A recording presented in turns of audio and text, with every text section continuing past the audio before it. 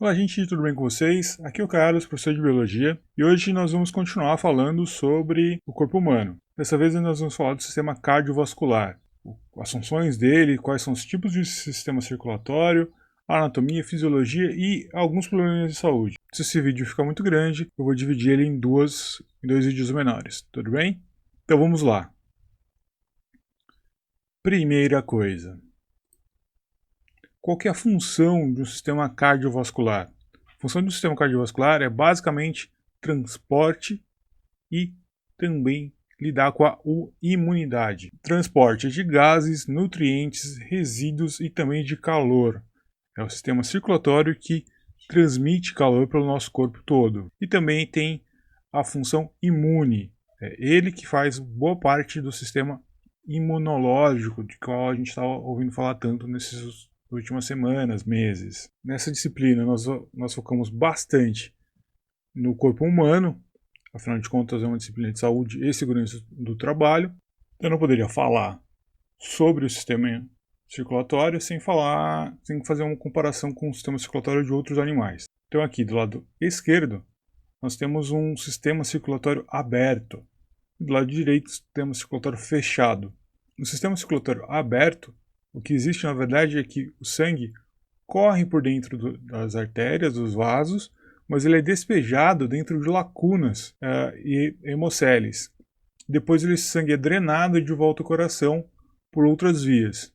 No caso de um sistema circulatório fechado, o sangue nunca sai de dentro das artérias ou das veias, ou seja, ele sempre está dentro de um vaso, ele nunca sai. O sangue sai do coração, passa por uma artéria, vai até os capilares, que são os vasos mais fininhos. Depois disso, ele volta por uma veia para o coração, ou seja, ele nunca sai dos vasos. Sistemas circulatórios abertos são comuns em invertebrados, enquanto que sistemas circulatórios fechados é o predominante em animais vertebrados. Feita essa comparação com os outros animais, vamos falar agora só do ser humano. Nos mamíferos, a circulação ela é fechada, mas a gente fala que ela é dupla, porque, presta atenção, nesse esquema aqui, nós temos o coração aqui, marcado aqui nesse quadrado, o sangue sai do coração pelo ventrículo direito, vai para o pulmão, do pulmão ele é oxigenado, e aí ele volta do pulmão para o coração, tendo assim então a primeira circulação ou a circulação pulmonar do sangue. Uma vez que ele volta para o coração, esse sangue sai outra vez do coração e aí ele vai para os órgãos, membros, órgãos, cérebro, rins, todos eles. Ele faz depois a volta e volta para o coração. Tem então a segunda circulação dele, a circulação corpórea. E por isso que a gente fala que são duas circulações, uma circulação dupla e fechada, porque em nenhum momento o sangue sai dos vasos sanguíneos. Está sempre passando por dentro de algum vaso, uma artéria, veia, capilar, alguma coisa assim ele está passando por aí. Vamos falar agora de anatomia, como é que é essa circulação. Vamos começar pelo sangue, vasos sanguíneos e depois a gente vai falar do coração. O sangue, à primeira vista parece que ele é só um líquido, mas não. Se a gente tirar o sangue do braço de alguém, como está mostrado aqui na figura, e colocar ele num tubo de ensaio, se a gente esperar por um tempo grande ou então centrifugar, a gente vai ver que vai ter uma separação de uma parte com células de sangue e uma parte líquida, que é chamado de plasma. O que tem nesse plasma? 90% do plasma é composto de água. O restante desse plasma eu tenho íons, proteínas, os nutrientes são transportados pela parte líquida do sangue, os resíduos, amônia, ureia, aquilo que vai depois ser eliminado pela urina ou pelo suor. E além disso tem alguns gases que são dissolvidos nesse plasma. E aqui vem um aviso, tanto oxigênio quanto gás carbônico são transportados pela hemácia, mas também são transportados de algum modo pelo plasma, em quantidades diferentes. mas são. E também vai ter lipídios, vitaminas, hormônios e por aí vai, anticorpos. As células do sangue são compostas basicamente por 3 tipos de célula. Um é a hemácia, o glóbulo vermelho, que é responsável pelo transporte de oxigênio. O outro tipo, leucócitos, ou como a gente costuma chamar de células brancas do sangue. Aqui estão sendo mostrados 5 tipos de leucócitos diferentes que nós temos no sangue. Os leucócitos têm a principal função de imunidade e defesa. São eles que defendem o nosso corpo da maioria dos agentes invasores. Se vocês observarem, eu vou ter muito mais hemácias no meu sangue do que leucócitos. A diferença aqui é bem grande. E também tem as plaquetas, que normalmente o pessoal esquece de falar delas. As plaquetas são células muito pequenininhas, fragmentos, na verdade, de células, e elas são responsáveis pela coagulação do sangue. Nós vamos voltar a falar dela mais para frente. Mas o principal aqui é saber que o sangue, então ele tem uma parte líquida, que é considerado plasma, e uma parte figurada, uma parte celular, que é composta então por hemácias, leucócitos e plaquetas, cada uma com uma função muito específica. Vamos dar uma olhada agora numa lâmina verdadeira de sangue, corada com um procedimento para ficar mais fácil de visualizar. Essas bolinhas aqui, mais cor-de-rosa, são as hemácias, tá? Tem essa coisinha mais clara aqui no meio, é justamente por causa do formato da hemácia. Se a gente voltar lá atrás, a hemácia então tem um formato parecendo um disco e no meio dela é afundadinho. Quando a gente olha isso no microscópio, esse meio mais afundado fica essa coisa mais clara no meio delas. Esse aqui, este aqui e este aqui são células brancas, são leucócitos. Se é célula branca, por que aqui está roxo? Porque foram coradas, justamente por isso. Sem o corante, a gente não conseguiria ver, ou ficaria difícil de ver. E aqui a gente tem pelo menos 3 tipos. Essa célula aqui, que tem um núcleo gigante, se a gente voltar, a gente pode olhar que ela vai ser provavelmente esse linfócito aqui, né? Tem um grande núcleo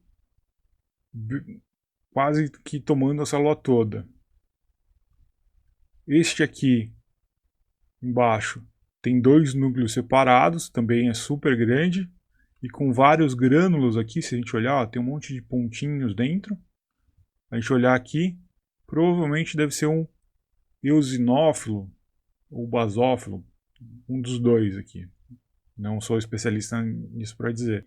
E esse outro aqui, com vários núcleos dentro dele, se a gente voltar aqui, vai ser esse camarada aqui, o neutrófilo. Não tente decorar os nomes, não faz sentido isso. Eu só queria que vocês tivessem noção que quando a gente fala de glóbulos brancos ou de leucócitos, na verdade a gente está falando de um monte de célula diferente, com funções diferentes e com cara diferente.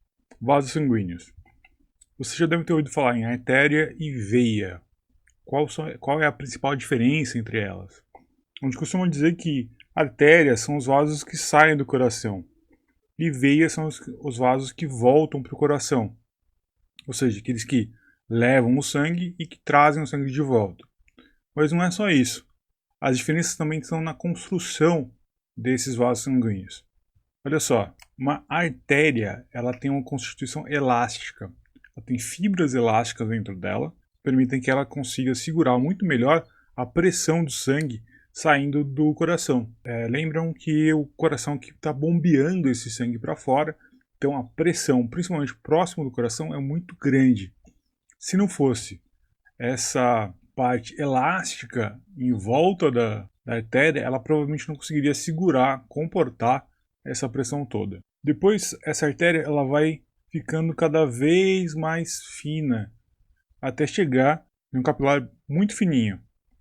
E com o tempo, ela vai acabar se transformando num capilar fenestrado. Um capilar fenestrado significa um capilar com algumas janelinhas, assim dizendo. E então a gente começa a ter o retorno desse sangue para o coração, com as vênulas, depois as veias de calibre médio e as veias grandes, que vão devolver esse sangue de volta para o coração. E uma outra diferença que acontece nas veias, que não tem nas artérias, são as válvulas.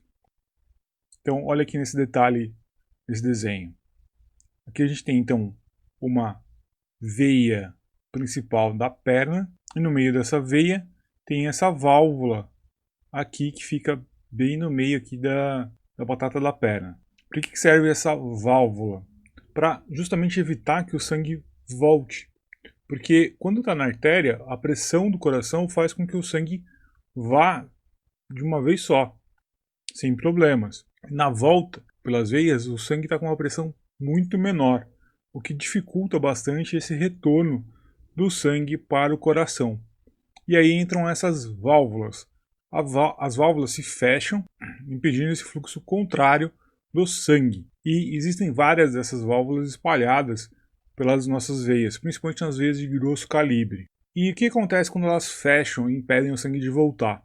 Percebam que essa veia está passando entre os músculos da perna. Quando você mexe a perna, quando você contrai esse músculo, o músculo aperta essa veia, esguichando então o sangue para cima. Boa parte do retorno do sangue para o coração se dá pelo movimento dos músculos esqueléticos, que ficam então ajudando a bombear esse sangue de volta para o coração. O movimento das pernas e dos pés é importantíssimo para isso. Quando esse movimento é limitado, quando você não anda muito, há o acúmulo de sangue nessas veias. Há o acúmulo de sangue nessas veias. E com isso tem os inchaços. É por isso que quando a gente faz uma viagem muito longa de carro ou de ônibus ou mesmo de avião, acaba tendo o inchaço dos pés e das pernas. O retorno do sangue venoso para o coração fica então muito comprometido. E aí acaba inchando pernas e pés. Um outro problema que pode acontecer é que esse retorno fica muito comprometido por problemas genéticos ou problemas comportamentais, como sedentarismo. Nesse caso, as veias acabam ficando inchadas, estufadas, principalmente as veias superficiais da perna. E aí eu tenho uma condição que todos vocês já devem ter ouvido falar, chamada de varizes. É justamente a deficiência nesse retorno de sangue das pernas, principalmente, para o coração. Então agora vamos falar dele, do coração. O coração é uma bomba que fica bombeando sangue para todo o corpo. E é uma bomba composta, na verdade, por 4 cavidades. Então a gente vai olhar aqui o átrio direito, ventrículo direito, átrio esquerdo e ventrículo esquerdo.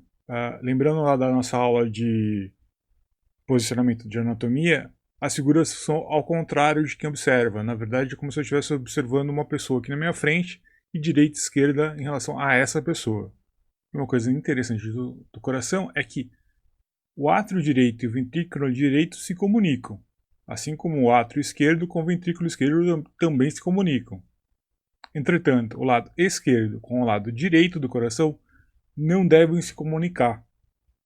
E por que isso? Lembra desse desenho que eu mostrei agora há pouco? O átrio direito bombeia sangue para o ventrículo direito, que manda o sangue para o pulmão.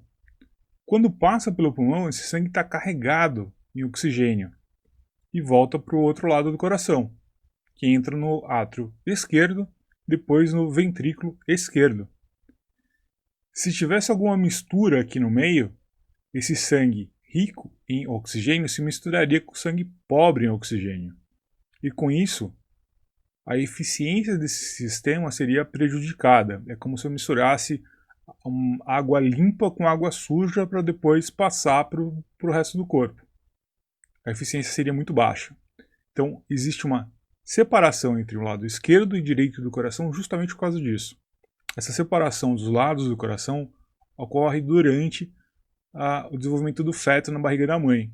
E pode acontecer dessa parede aqui não se fechar durante esse desenvolvimento.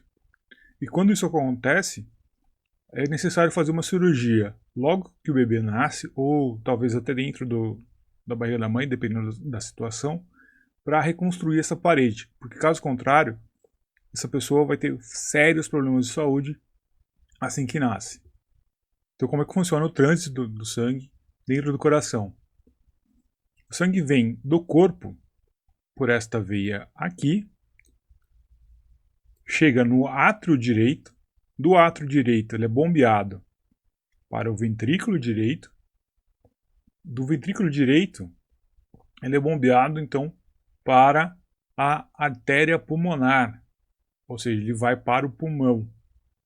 Quando ele volta do pulmão, ele entra aqui por essas duas veias, está voltando do pulmão, entra no átrio esquerdo, depois para o ventrículo esquerdo, e do ventrículo esquerdo ele entra aqui pela aorta, e aí depois distribuído pelo corpo todo. E para o funcionamento perfeito do coração, eu tenho válvulas que impedem o sangue de voltar quando o coração contrai. Então aqui eu vou ter válvulas entre o átrio e o ventrículo, tanto do lado direito quanto do lado esquerdo, e outras válvulas entre o ventrículo direito e a artéria pulmonar, e outra válvula entre o ventrículo esquerdo e a aorta. Essas válvulas são fundamentais justamente para que quando o coração se contraia, o sangue vá para uma única direção. Então vamos olhar agora em mais detalhes. Então agora vamos olhar a exploração por fora. Aqui em cima tem o coração como se a gente estivesse olhando para a pessoa, então está na face anterior dele, e aqui como se a gente estivesse olhando para o coração por trás dele, né? E aqui do lado as fotos reais de um coração. Então percebam que o ventrículo direito e o ventrículo esquerdo estão aqui na ponta do coração, no ápice, e os átrios ficam aqui em cima. E a gente pode olhar melhor quando a gente faz isso por trás do coração. Percebam também que o ventrículo esquerdo ele é muito maior que o ventrículo direito. Isso tem uma explicação muito simples. Enquanto que o ventrículo direito só precisa mandar sangue para o pulmão que está ali do lado do coração, o ventrículo esquerdo precisa mandar sangue para todo o corpo. Por isso que ele é maior do que o ventrículo direito. E percebam uma coisa. Nós temos essas veias e artérias super grandes aqui que trazem e levam o sangue do coração para o pulmão ou para o corpo. Mas o coração também precisa de sangue oxigenado para ele poder continuar vivendo. E para isso, ele se utiliza de outras veias e outras artérias, que aqui nessa figura a gente consegue ver melhor. Olha só, esses raminhos aqui, ó, pequenininhos, bem mais finos do que esses grandes aqui, né? A aorta, a veia pulmonar e tudo mais.